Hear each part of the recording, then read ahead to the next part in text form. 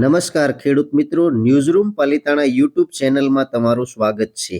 ખેડૂત મિત્રો, ખેડૂતો માટે ખુશીના સમાચાર. ખેડૂત મિત્રો, આજે આપણે વાત કરવાની છે 2026 અને 27ના નવા બજેટ માટે સરકારે કઈ નવી 5 યોજના બહાર પાડી છે અને ₹1 લાખની સહાય કેવી રીતે મળશે, સંપૂર્ણ વિગત હું તમને વિડીયોમાં દેવાનો છું. તો હજુ સુધી આપણી ચેનલને સબસ્ક્રાઇબ ના કરી હોય તો ફટાફટ આપણી ચેનલને સબસ્ક્રાઇબ કરી લો, જેથી કરીને નવી માહિતી હું તમારા સુધી પહોંચાડતો રહું. ખેડૂત મિત્રો, બજેટ 2026-27 એગ્રીકલ્ચર બેનિફિટ. કેન્દ્ર અને રાજ્ય બજેટમાં ખેડૂતો માટે એક નવી યોજનાઓ અને સહાય ઉપલબ્ધ કરવામાં આવી છે. આ પગલાં મુખ્યત્વે નાની અને મધ્યમ આવક ધરાવતા ખેડૂતોના ખેતીને ખર્ચના ઘટાડવા, ટેકનોલોજી, સિંચાઈ, પશુપાલન અને પેકેજિંગમાં સહાય પહોંચાડવા માટે બનાવવામાં આવ્યા છે. નવી યોજનાઓ સાથે ખેડૂતોએ વધુ ઉત્પાદન અને નફાકારક વેચાણની તક મેળવવાની શક્યતા વધારવામાં આવી છે. ખેડૂત મિત્રો, 2026-27ના બજેટમાં ખેડૂતો માટે વિવિધ ક્ષેત્રોમાં સહાય ઉપલબ્ધ કરાવવામાં આવી છે.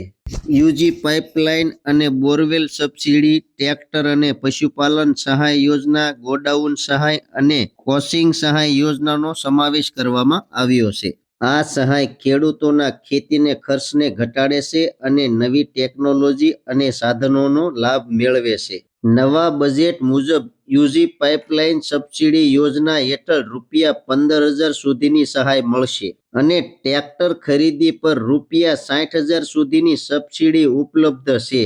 પશુપાલન સહાય યોજના હેઠળ ગાય અને ભેંસ ખરીદવા માટે સહાય આપવામાં આવે છે. ગોડાઉન સહાય યોજના ખેડૂતોને પાક સાચવવા માટે લોન અથવા સહાય પૂરી પાડે છે, જ્યારે કોચિંગ સહાય યોજના તાલીમ અને સ્પર્ધાત્મક કુશળતા માટે સહાય પ્રદાન કરે છે. આ બજેટમાં જાહેર થયેલી તમામ યોજનાઓ માટે આઈ ખેડૂત પોર્ટલ પર અથવા અધિકૃત પોર્ટલ પર ઓનલાઈન અરજી કરવાની સુવિધા છે.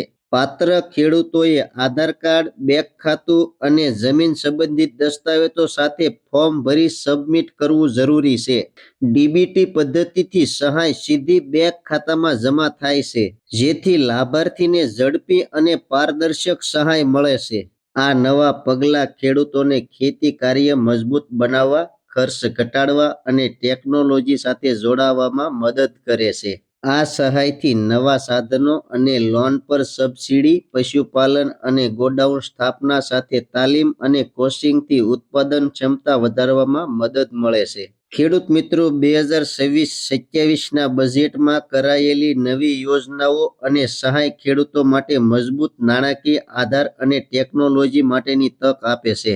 પાત્ર ખેડૂતોએ સમયસર ઓનલાઈન અરજી કરીને તમામ લાભ મેળવી પોતાના ખેતી કાર્યને વધુ નફાકારક બનાવવાનું સુનિશ્ચિત કરવું જોઈએ. આ લેખમાં આપવામાં આવેલી માહિતી સામાન્ય જાણકારી માટે છે. 2026-27ના બજેટ હેઠળ યોજનાઓ, પાત્રતા, સબસિડી રકમ અને અરજી પ્રક્રિયા સરકાર દ્વારા સમયાંતરે ફેરફાર થઈ શકે છે.